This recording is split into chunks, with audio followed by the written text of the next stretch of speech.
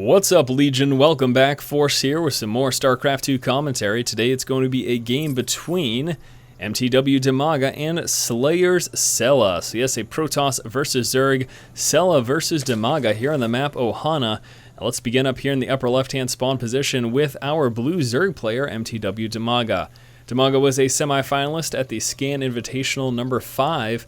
This was in May of 2012, and then in June of 2012, he took second place at the DreamHack Open Summer event.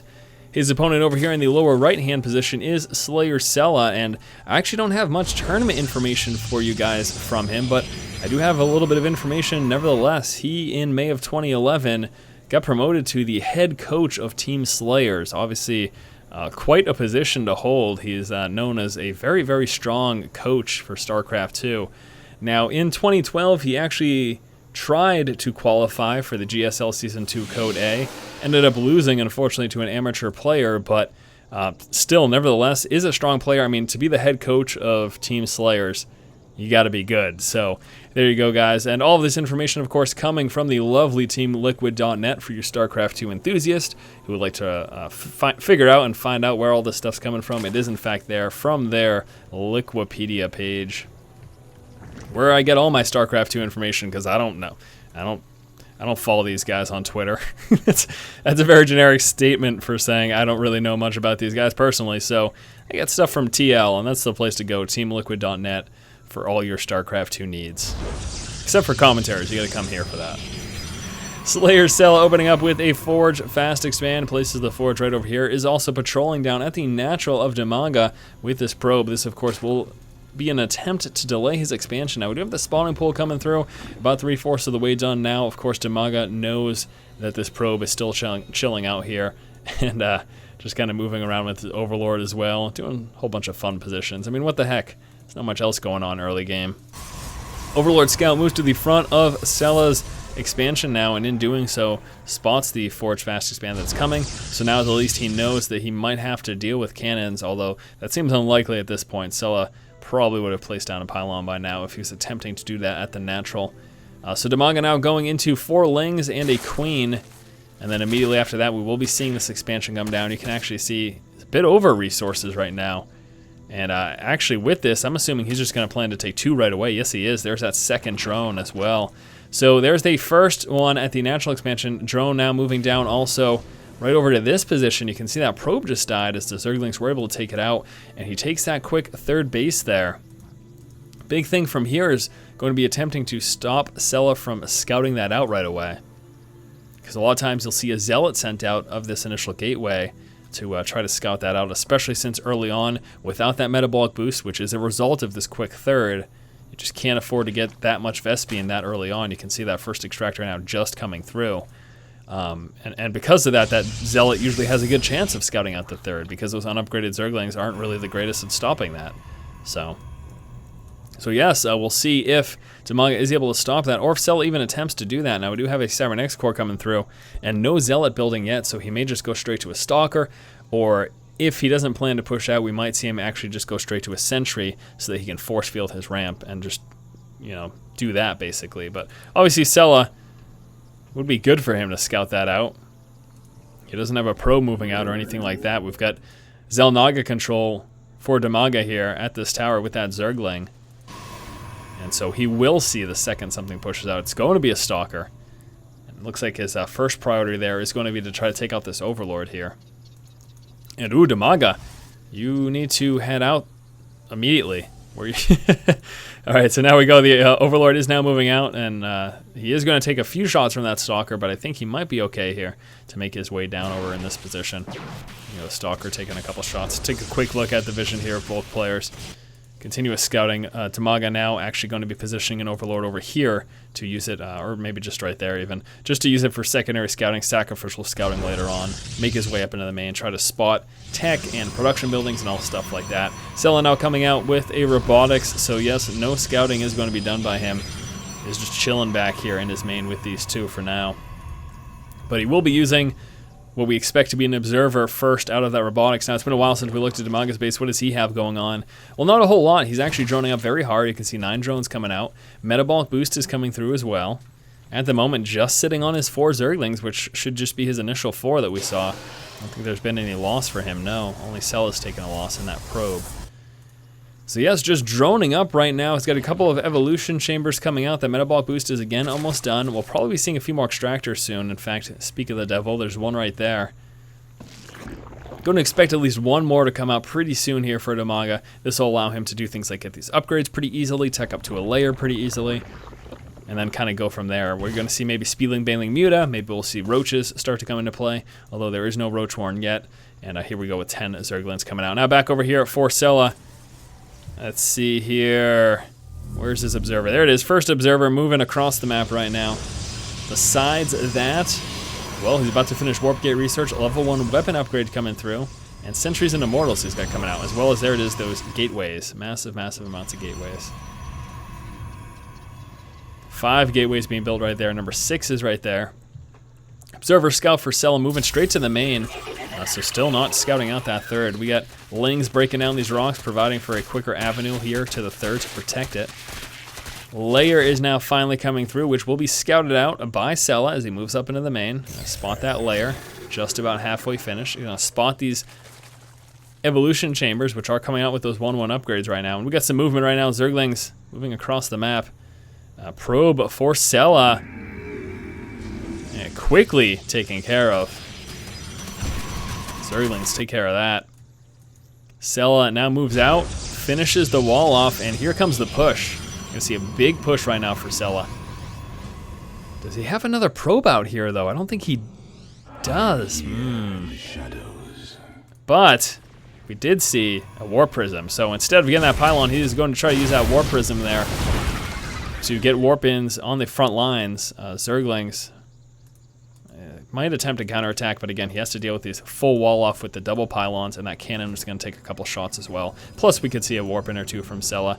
Now, here comes the Warp Prism. That was scouted out by DIMAGA. DIMAGA's got no response to that besides Queens, though. As he is going Spieling, Baneling. I don't see a Spire.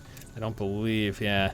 So, don't see any Mutas, just Spieling, Baneling right now. And again, here comes the push from Cella. Now moving immediately to that third. And let's see what DIMAGA can do. Spielings and Banelings moving forward. Can see some force fields. There they are. Look at that force field wall protecting his units, allowing him to continue to engage with Spielings and Banelings.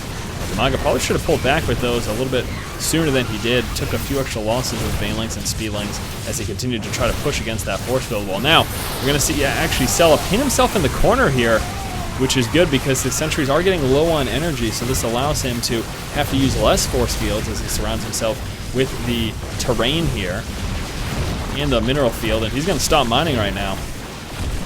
Gets at least another sentry, might have been 2 there, providing him more energy for some force fields. More and more Banelings coming through here for DIMAGA. Now DIMAGA has lost this base, he has lost all mining that was taking place there as well. Actually going to just sit here and pick off some of the larvae, get a few of those Lings, free kills there. Repositioning the Warp Prism a little bit closer here to this natural. Spieling's trying to push forward. Where's that Warp Prism going to go? He's going to pull back here. Cella just chilling out. Is he doing something else right now? What is he? Just waiting. He's just waiting. Getting himself some time to get this. Also transition right now into Robotics Bay, which will, of course, allow for Colossus. What the hell is up with that force field? Come the Banelings and managed to bust on 2 sentries there, so getting a couple kills. He's still got enough sentries, though, to lay down more and more force fields. And again, we're seeing nothing but Spielings and Banelings here from DIMAGA. He's not coming out with anything else. Transition to Colossus. Here it comes. Thermal Lance plus that first Colossus coming through. Baneling's trying to move forward. There are the force fields, stopping them from doing pretty much any damage. That Stalker still alive. Wow. He took Baneling fire plus a little bit of engagement from some Lings. And DIMAGA has no response right now. He's not countering or anything. He is just churning out Spielings and Banelings trying to defend against this.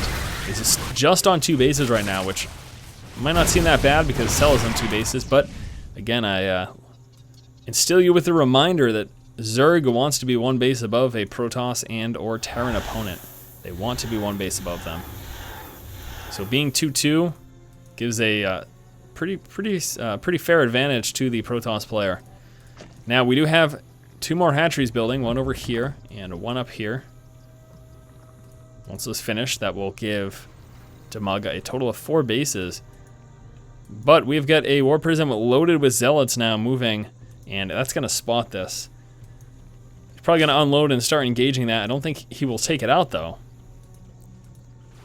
because there are enough Speedlings here to quickly dispatch of that. And, yep, met by the Speedlings, he decides, heck no. Let's avoid this. Let's go up into the main, but there are Speedlings and Banelings to deal with that as well. Now, again, we do have this transition into Colossus. There are 2 in play already, with a 3rd one building. Also, another base coming out. Does the Zergling scout the Colossus? I don't think it did. I don't think he did. DIMAGA, I don't believe, knows about the Colossus. And as he continues to build Speedlings and Banelings, that is a problem. Now, we do have Ventral Sacs coming out. And that is the carry. So maybe he did spot the Colossus because he's getting the carry and the speed for those Overlords. The reason that's worth noting is because you can drop Banelings on Colossus as an effective method of taking them out. That works. You don't just need to engage them directly, try to, get up on them with roaches or try to use corruptors. You don't need that. Dropping Banelings on top of Colossus does work. And it bypasses those force fields as well. That's kind of the idea behind it. But with all these Stalkers, that could be problematic. Now, we've got a Chrono Boost to Twilight Council, but nothing getting researched. I'm assuming he meant to click Blink and was trying to Chrono Boost that out. So hopefully Cella realizes that slight mistake there and remedies that. We got a War Prism continuing to move around, actually just scouting for now, and threatening to transform and start to warp in units. Oh God, please don't have any more Chrono Boost on this. Yeah, nothing yet. Okay, good. More and more Colossus coming out. Looks like all those upgrades are finished now, so he will be able to drop Banelings on top of the force here of Cella. Again, it'll come down to, can those Stalkers take enough out? Can he micro back the Colossus? How is that all going to play out? Taking a quick look at both players' visions. Nothing really going on. We got some forward scouting here for DIMAGA. We'll see once this push comes, and there it is. Here comes the push. 5 Colossus. Lots of Stalkers, Sentries, and Zealots also in the mix. We got nothing but Speedlings and Banelings, but we have the ability to drop here for DIMAGA, and that's going to be the crucial thing. How effective is he with this? War Prism coming into effect again. Able to warp in units on the front line here. And we actually got Cella pushing in multiple directions. He's got a little bit of engagement going over here, as well as his main force over in that position. So he stopped mining over there with just a few units. And here it goes. Trying to drop. He's got a full surround with the Speedlings. Is it enough damage? Doesn't look like it is. Look at those force fields. Really cut back on all the Speedlings able to get up. However, there are still enough Colossus and Stalkers and Zealots. And with 3 Colossus now, again, that drop wasn't as effective as he would have hoped. He's got a few Corruptors, 10 Corruptors, that's more than a few. He's got a ton of Corruptors coming out. It doesn't look like it's going to be enough or in time, and DIMAGA just calls the GG. All right, Legion, thanks so much for watching. Once again, this has been another StarCraft 2 commentary here between DIMAGA and Cella. Cella able to pull out the victory. Unfortunately for DIMAGA, this dropping didn't end up being effective. You can see he lost a bit of Overlords before he managed to even drop them. Really cutting back on the amount of Banelings that hit this main force. So there you go. Thanks again for watching. If you like the content, please subscribe. And as always, keep watching and keep owning.